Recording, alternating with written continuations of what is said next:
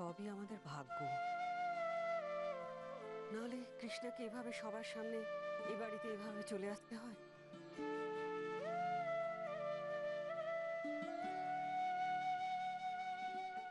আমাদের ভাগ্য, আমাদের ভাগ্যটা তো খারাপ কেন মা? কি অপরাধ করেছি বলুন তো আমরা যে আমাদের জন্য আমাদের মেয়েটা সুখে ঘর করতে পারলো না, চলে চলে এলো। জানি না অর্জুনের সঙ্গে কি এমন হলো যে কৃষ্ণাকে এভাবে। আমিও শুধু সেটা ভাবছি মা।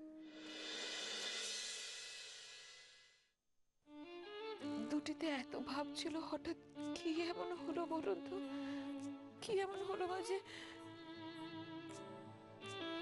কৃষ্ণা ও অর্জুনকে এত ঘেন্না করতে শুরু করেছে? চিন্তা করো না বৌমা, দেখো সব ঠিক হয়ে যাবে, আমার মন বলছে। না, আর কোনোদিনই কিছু ঠিক হবে না। আজ যে কত বড় ধাক্কা সহ্য করেছি, কতটা অপমানিত হয়েছি, তোমাদেরকে বলে বোঝাতে পারবো না ঠাম্মা। আর অর্জুনকেও আমি কোনোদিনও ক্ষমা করতে পারবো না, কোনোদিনও না।